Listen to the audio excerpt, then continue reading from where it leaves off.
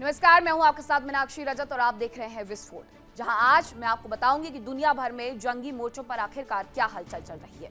लेकिन सबसे पहले आपको वो उन 3 खबरों से रूबरू करवा देती हूं जिस पर हमारी विशेष नजर रहेगी। पहली खबर के बारे में चर्चा कर लेते हैं।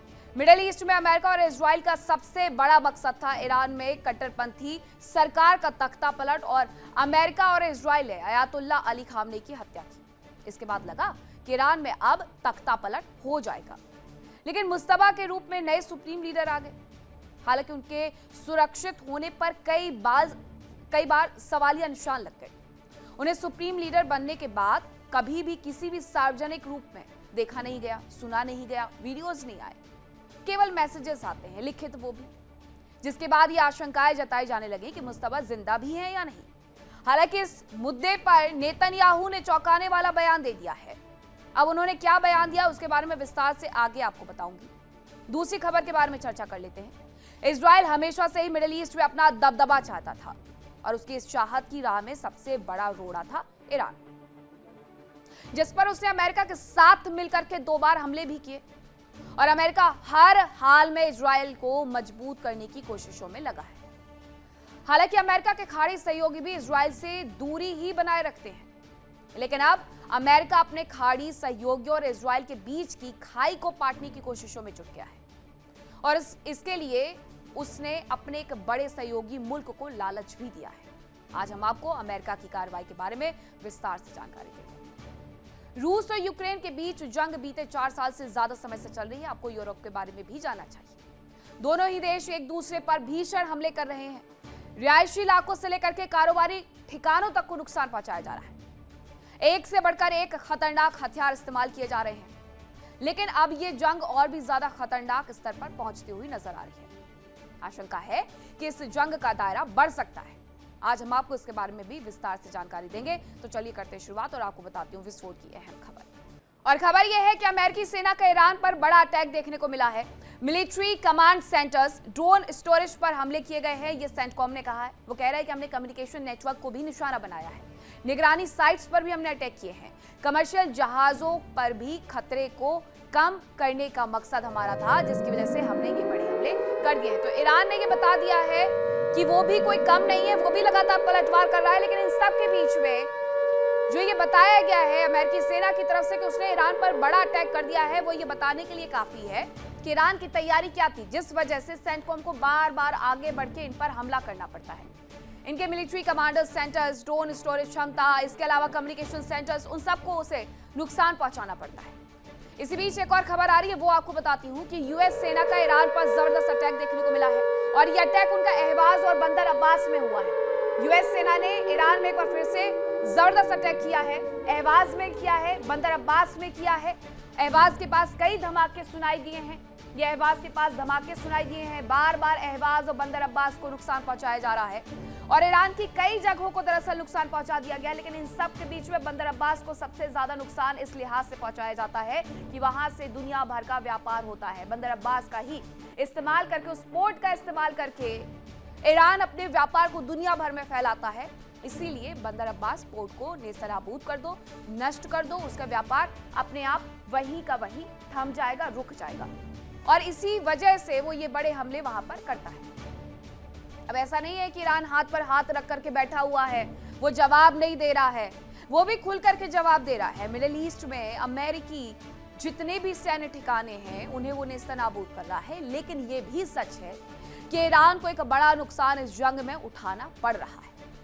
अब ईरान ने अमेरिका के हमलों का जवाब किस तरीके से दिया है वो मैं आपको बताती हूँ। तो उससे पूर्वी तेहरान में एक्टिवेट हुए हैं एयर डिफेंस सिस्टम, जो ये बताने के लिए काफी है कि वो हर हमले से निपटने के लिए तैयार है। अमेरिकी हमलों को नाकाम करने का वो दावा कर रहे हैं। उन्होंने कहा कि हमने अपने एयर डिफेंस सिस्टम को एक्टिव कर दिया है और इस वजह से हमें बहुत ज्यादा नुकसान नहीं हो रहा है। अमेरिका की तरफ से जो भी ड्रोन या मिसाइल्स भेजे जा रहे हैं, हम उन्हें एक एक करके खत्म करते जा रहे हैं। तो एयर डिफेंस सिस्टम एक्टिवेट करना एक बड़ी रणनीतिक सूझबूझ भी है कि अमेरिका की तरफ से जो भी मिसाइल, ड्रोन भेजे जा रहे हैं उन्हें आखिरकार हवा में कैसे रोका जाए। दूसरी तरफ मुस्तफा खामनेई पर इजराइल के पीएम नेतन्याहू ने बड़ा बयान दे दिया है। उन्होंने एक इंटरव्यू के दौरान कहा कि मुस्तफा जिंदा है। अब इजराइल ने अगर ये बात मान ली है तो किसी और को मानने में ये हर्ज नहीं होगा। नेतन्याहू ने खुद स्वीकार कर लिया है कि मुस्तफा जिंदा हैं। जब तक मुस्तफा को देखा नहीं गया और अभी भी नहीं देखा गया, हर कोई ये सवाल पूछ रहा था कि मुस्तफा है भी या नहीं है। ईरानी जितने भी नेता हैं वो खुद ये कह रहे थे। कुछ दिनों पहले ही विदेश मंत्री अब्बास अरागची का बयान सामने आया था कि हमने तो मुस्तफा को नहीं देखा, लेकिन हाँ, IRGC के कुछ लोग हैं जो ये कहते हैं कि उन्होंने मुस्तफा को देखा है। अब नेतन्याहू का ये बड़ा बयान क्या था, उसके बारे में जरा देखिए आप। כך כזאת על חיזבאללה, אתה מערער אותה מאוד. ואחר כך החיסול נסראללה, אותו הדבר, היה ויכוח. הם אמרו בכלל, צריך להגיד לאמריקה מראש, אמרתי בשום אופן לא. זאת אומרת, גם פה הייתי... अमेरिका और इजराइल का एक भी मिशन ईरान के खिलाफ जंग में पूरा होता हुआ नजर नहीं आ रहा है। या आप ये भी कह ले कि ये जंग वो हार चुके हैं। तख्ता पलट और परमाणु प्रोग्राम पर रोक के मकसद से शुरू हुआ युद्ध में अब तक यूरेनियम एनरिचमेंट पर रोक को लेकर के सहमति नहीं बनी है और अब तो तख्ता पलट की उम्मीदें भी खत्म हो गई हैं और साथ ही एनरिच्ड यूरेनियम वो अमेरिका को सौंप देंगे, इसकी दूर दूर तक कोई उम्मीद शेष नजर नहीं आती।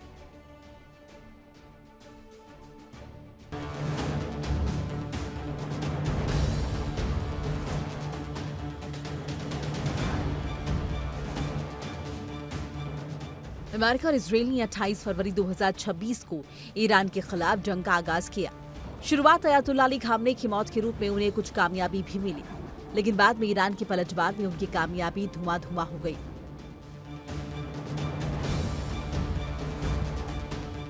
अमेरिका के हमलों का प्रमुख मकसद ईरान में सत्ता परिवर्तन था। ट्रंप की मंशा थी ईरान की कट्टरपंथी सरकार की जगह अपनी पिट्ठू सरकार को गद्दी पर बैठाना। ईरान में बीते साल हुए प्रदर्शनों में भी अमेरिका ने प्रदर्शनकारियों का समर्थन किया।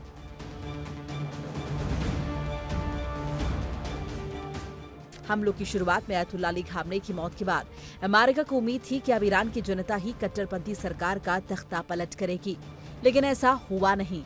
ईरान ने मुज्तबा खामनेई के रूप में नया सुप्रीम लीडर चुना और उनके नेतृत्व में अमेरिका और उसके सहयोगी देशों को जबरदस्त जवाब दिया।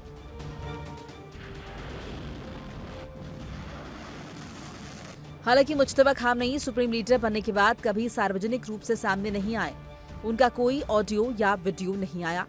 आशंका जताई गई कि वो जीवित ही नहीं है, लेकिन ईरान ने साफ कर दिया कि मुज्तबा का इलाज चल रहा है और उनकी स्थिति पहले से बहुत बेहतर है। वो न केवल प्रशासनिक कार्यों की जानकारी ले रहे हैं, बल्कि अमेरिका से समझौते पर नजर बनाए हुए हैं।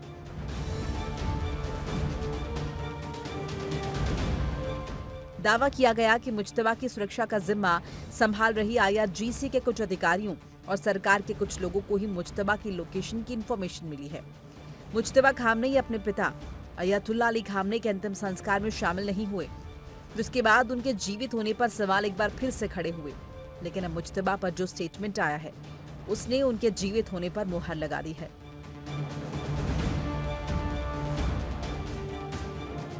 इजराइल के पीएम बेंजामिन नेतन्याहू ने खुद माना कि मुज्तबा जिंदा हैं। एक इंटरव्यू में जब पीएम नेतन्याहू से सवाल किया गया कि क्या वो मानते हैं कि मुज्तबा जीवित है, तो उन्होंने इस सवाल का जवाब हाँ में दिया।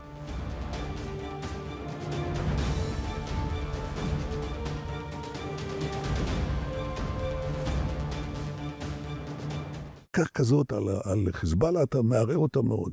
ואחר כך החיסול נסראללה, אותו הדבר, היה ויכוח. הם אמרו בכלל, צריך להגיד לאמריקה מראש, אמרתי בשום אופן לא. זאת אומרת, גם פה הייתי...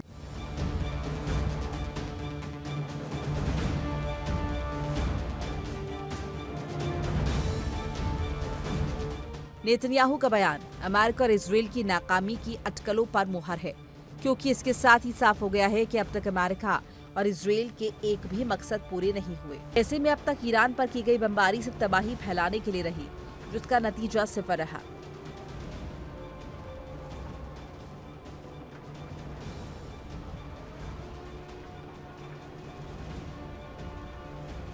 इस बीच ईरान साफ कर चुका है कि अगर उस पर हमला किया गया तो अमेरिका और उसके सहयोगी देशों के लिए अंजाम बहुत बुरा होगा।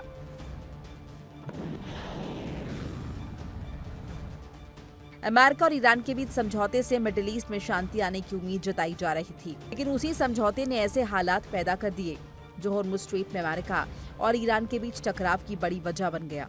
ईरान ने खुद को हॉर्मुज़ स्ट्रेट का सुल्तान घोषित किया, जहाजों के लिए आदेश जारी किया और नहीं मानने वालों के खिलाफ कार्रवाई शुरू की।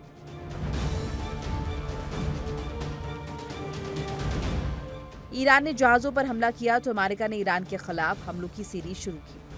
अमेरिकी सेंट्रल कमांड यानी सेंटकॉम ने दावा किया कि IRGC के अहम ठिकानों पर जबरदस्त अटैक किए गए।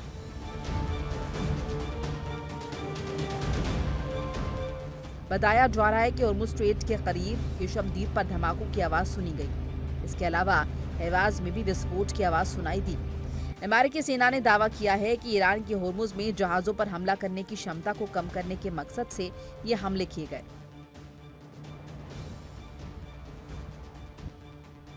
अमेरिका हमले चाहे जितने कर ले, लेकिन उसकी नाकामी पर मुहर लग चुकी है और अब ट्रंप के वो सभी दावे जिसमें वो ईरान को कमजोर करने की बात करते रहते हैं, खोखले साबित हो चुके हैं।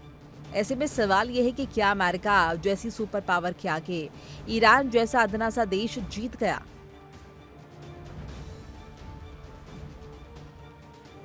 Bureau report, India daily.